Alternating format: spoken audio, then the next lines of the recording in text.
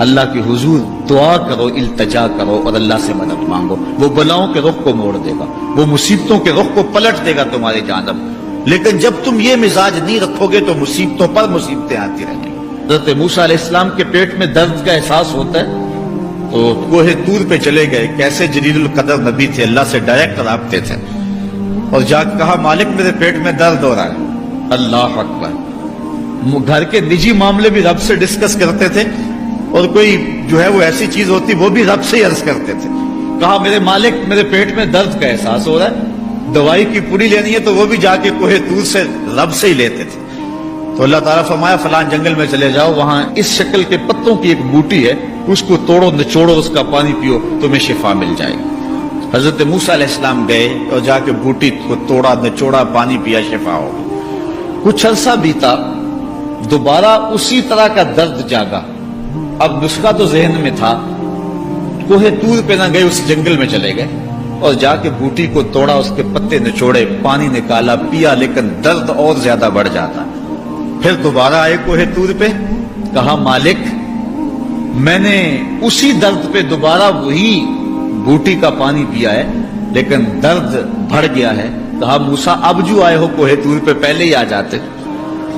تو عرض کی مالک بوٹی بھی وہی اور درد بھی وہی۔ فرمایا سب کچھ وہی ہے، لیکن پہلے میرا حکم تھا، اب میرا حکم ساتھ شامل نہیں تھا۔ شفا بوٹے میں نہیں رکھی، شفا تو میرے حکم میں رکھی ہوئی ہے۔ اس لیے ڈاکٹر کے پاس جاؤ، حکیم کے پاس جاؤ، لیکن شفا اللہ سے مانگو، کہ شفا ہمیں دینے والا وہ ہے۔ وہ ایک وسیلہ ہے، ایک ظاہری طریقہ ہے۔ حضور علیہ الصلوۃ والسلام اللہ اکبر کیا خوبصورت ارشاد فرما رہے، حسنوا اموالکم بالزکات، اپنے اموال کو زکات سے پاک کرو، وداووا مرضاکم بالصدقہ، اور اپنے مریضوں کا علاج صدقے سے کرو۔ حضور علیہ السلام نے ارشاد فرمایا کہ بندہ کہتا ہے میرا مال میرا مال، اس کے مال تین ہیں۔ ایک مال وہ جو اس نے کھایا اور ضائع کر دیا، دوسرا اس کا مال وہ ہے جو اس نے پہنا اور پرانا کر دیا، اور تیسرا اس کا مال وہ ہے جو اس نے آگے بھیج دیا۔ فرمایا باقی اس کے وارثوں کا ہے، اس کا نہیں ہے۔ اس لیے ہم راہ خدا میں خرچ کرنے کا مزاج بنائیں، اس سے مال گھٹتا نہیں ہے، اس سے مال بڑھتا ہے۔ بلکہ جب راہ خدا کے اندر ہم خرچ کرتے ہیں تو ہمارا جو دوسرا مال ہے وہ بھی پاک ہو جاتا ہے۔ اللہ کے محبوب کا ایک فرمان سنیے جس کو حضرت حسن بصری رضی اللہ تعالیٰ عنہ بیان کرتے ہیں، حسنوا اموالکم بالزکات وداووا مرضاکم بالصدقہ واستقبلوا امواج الولاء بالدعاء والتضرع۔ فرمایا کہ اپنے مال کو، اپنے اموال کو زکات سے پاک کرو، اور اپنے مریضوں کا علاج صدقے سے کرو، اور جب مصیبتیں اور بلائیں تمہارا رخ کریں تو پھر دعا سے اور اللہ کے حضور زاری سے اللہ کی مدد چاہو۔ آج ہم صدقے کا مزاج بہت کم کر چکے ہیں۔ اسی زمانے میں ایسا ہوتا تھا کہ جب کوئی بیمار ہوتا تھا تو سب سے پہلا کام لوگ یہ کرتے تھے کہ صدقہ دیا کرتے تھے، ڈاکٹر کے پاس پھر جایا کرتے تھے، حکیم کے پاس پھر جایا کرتے تھے، سب سے پہلے اس کی جان کا صدقہ دیا کرتے تھے۔ صدقہ قضا کو بدل دیتا ہے، تقدیر کو بدل دیتا ہے۔ صدقہ سے اپنے مریضوں کا علاج کرو۔ اصل ڈاکٹر کے پاس جانا، علاج کروانا سنت ہے، اس کی ممانعت نہیں ہے، لیکن یہ بات ہمیشہ ذہن میں رکھیے گا کہ ڈاکٹر کے پاس دوا ہے، شفا نہیں ہے، شفا اللہ کے دستے کرم میں ہے۔ اس لیے جب بھی بیمار ہو جاؤ تو پہلے صدقہ کرو اور پھر ڈاکٹر کے پاس جاؤ، اللہ اس صدقے کی۔ جنہوں نے جب سے آنکھ کھولی ہے اس دن سے لے کر آج تک ایک کام اللہ کو راضی کرنے والا نہیں کیا، ایسوں سے بھی دنیا بھری پڑی ہے، اور ایک بہت بڑا دنیا کا طبقہ ہے جو اللہ کو جانتا ہی نہیں ہے، جانتا ہے تو غلط طریقے سے جانتا ہے، اور ایک بہت بڑا طبقہ ہے جو اللہ کو مانتا ہی نہیں کہ ہے ہی کوئی نہیں، ایتھیسٹ ہوں میں ایتھیسٹ ہوں۔ تو میرے بھائیوں، میں اللہ کی قسم کھا کے کہہ رہا ہوں کہ کس محبت سے اللہ نے ان لوگوں کو پکارا ہے، کاش میں آپ کو اس کی وضاحت کر سکوں۔ یا عبادی الذین اسرفوا علی انفسہم،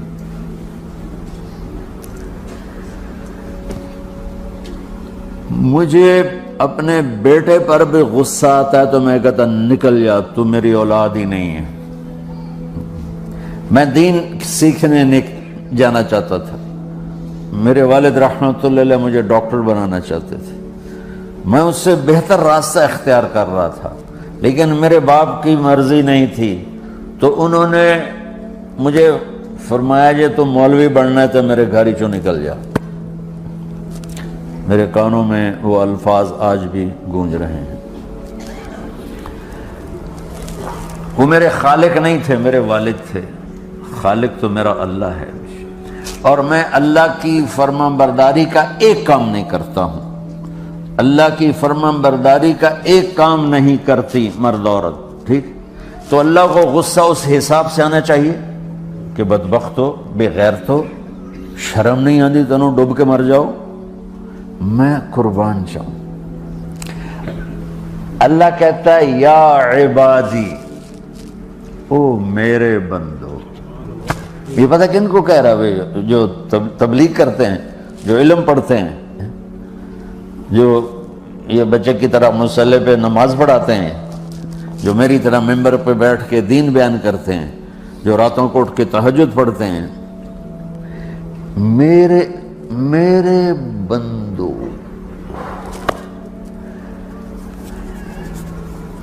آپ نے دیکھا وہ شہد ایک دھار بناتا ہے، ٹپکتا ہوا نیچے آتا ہے نا۔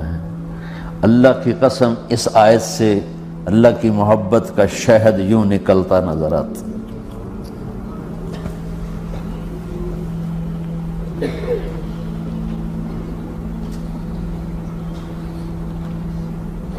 یا عبادی، اللہ کو کہنا تھا اوے نافرمانو، کہنا یہ چاہیے تھا جو آگے لفظ میں بتاؤں گا نا، پھر آپ کو خود بخود میری بات واضح ہو جائے گی۔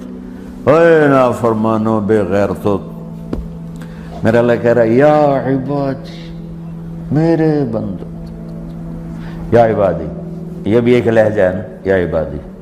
او بھائی گل سنو، یہ ایک لہجہ، بھائی سب حضرات توجہ فرمائیں، کتنا فرق پڑ گیا ہے۔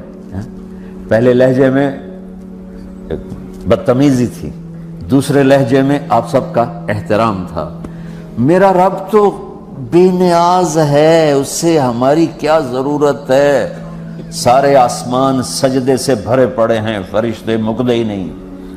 پھر وہ ہمیں یا ایھا الناس نہیں کہتا، اوے لوگو، یا ایھا الناس، اوے لوگو، یا عبادی، او میرے بندو، میرے۔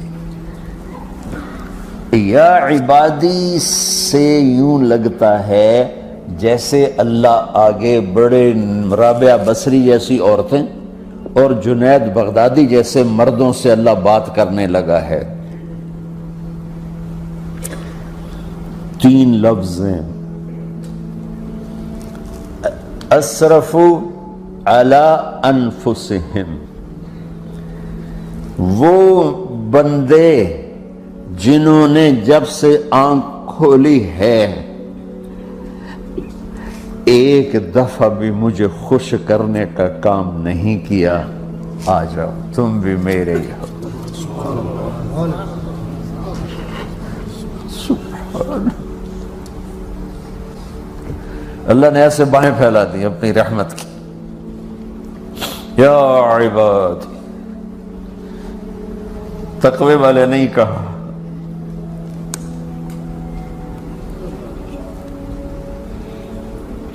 روزے والے نہیں کہا، پردے والی عورتوں کو نہیں کہا، حلال کمانے والے، تہجد پڑھنے والے، علم پڑھنے والے۔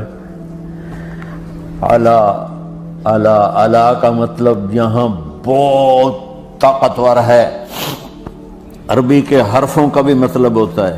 اعلیٰ کا یہاں مطلب ہے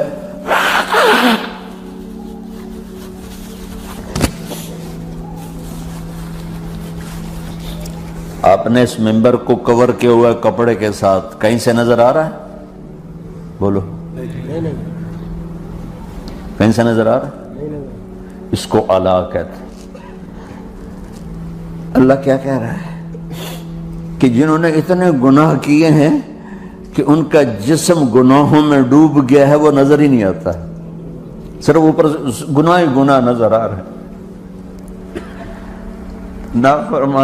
نافرمانیاں نظر آ رہی ہیں، ان کا اپنا وجود اس میں نظر ہی نہیں آ رہا۔ اللہ کہہ رہا ہے یا عبادی، اور تسی بھی میرے ہی ہو، آ جاؤ آ جاؤ۔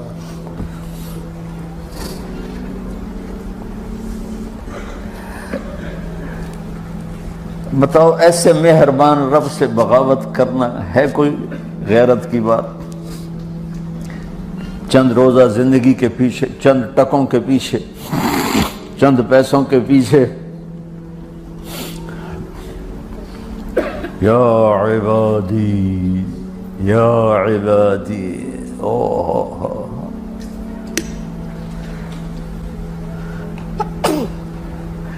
ایک اور حدیث آپ کی برکت سے یاد آئی بڑے زمانے کے بعد، اور وہ بھی یاد آ گئی، بیچ والا سناؤں گا بعد میں۔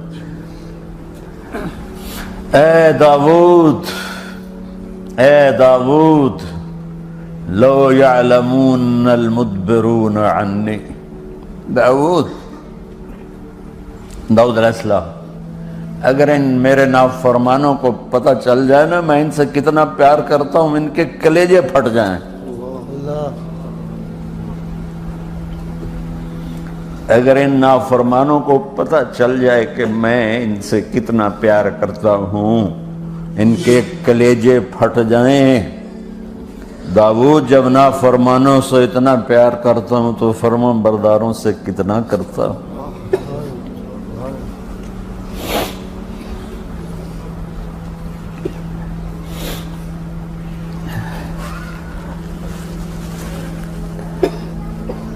آگے بات کیا کی ہے کہ ساری دنیا نے تمہیں جہنمی بنا دیا ہے، تسی پکے دوست کے، تھوڑی بخشش کوئی نہیں، لیکن میں تمہارا رب جس کی تم نے زندگی میں ایک دفعہ بھی نہیں مانی، میں تمہیں خوشخبری دے رہا ہوں، لا تقنطوا من رحمت اللہ، میری رحمت سے نا امید نہ ہونا، میرے در پہ آ جانا۔ ان اللہ یغفر الذنوب جميعا انہ هو الغفور الرحیم، تم میرے در پہ آ جانا، تمہارا آنسو نکلے نہ نکلے، ایک ہائے مجھے کہہ کے کہہ دینا، ہائے اللہ مجھے معاف کر دو، تو کیسے معاف کروں گا تمہیں کہ تمہارے جسم پر مچھر کے پر کے برابر بھی گناہ کا نشان نہیں چھوڑوں گا۔ اور کتنے گناہ لے کر آؤ میرے پاس جو ہم کر ہی نہیں سکتے۔ میرا رب کہتا ہے لو بلغت ذنوبک عنان السماء، کہ یہ ہے گلاسگو کا فرش، یہاں سے گناہوں کو اٹھا اور پوری زمین کو بھر دے، 24,000 کلومیٹر زمین کو بھر دے گناہوں سے، پھر زمین میں جگہ نہیں رہی تو اب گناہ کے اوپر گناہ ڈال، پھر اس جیسے بوری کے اوپر بوری ڈالی جاتی ہے جب ٹرالا بھر جاتا ہے، گناہ کے اوپر گناہ ڈال، پھر گناہ کے اوپر گناہ ڈال، پھر یہ تہ یوں یوں یوں بڑھاتے بڑھاتے میرے آسمان کی چھت کو لگاتے۔ ارے تم کیا سمجھو بھئی آسمان یہ نیلا ہے؟ یہ نیلا تو سورج کا رنگ ہے۔ آسمان کو تک تو کوئی سائنس پہنچ چکی ہے، نہ کوئی علم پہنچ سکتا ہے، نہ کوئی انسان، وہ اتنی اونچائی پر ہے۔ اور میرا رب کہہ رہا ہے کوئی عورت کوئی مرد اتنے گناہ کرے، یہ علاو کا بتا کہ زمین سے اٹھا کر آسمان کی چھت کو لگائے، ساری دنیا کے مفتی مہریں لگا کے فتویٰ دیں کہ جہنمی ہے، بخشش کوئی نہیں، برباد ہو گیا، اس کے ساتھ کھانا پینا بھی بند کر دو، بائیکاٹ کر دو، اور اللہ کہتا ہے میرا بندہ صرف ایک باری آکھی یا اللہ معاف کرو، میں سارے ہی معاف کر دوں، 100 باری نہیں، 100 دی تسبیح نہیں ہوا۔ ہم سے جو ناراض ہو جاتے ہیں کتنی منتیں کرواتے ہیں راضی ہونے کے لیے، ایک دفعہ معافی مانگنے پر کبھی کسی نے معاف کیا؟ نہ ماں معاف کرتی ہے، نہ باپ، نہ بیوی، نہ خاوند، نہ بھائی، نہ دوست، اور باتیں بھی چھوٹی چھوٹی ہوتی ہیں۔ اور میرا اللہ کہہ رہا ہے کہ یہاں سے لے کر آسمان کی چھت تک تیرے گناہ ہوں، اور تو صرف آدھی زبان سے کہہ دے یا اللہ معاف۔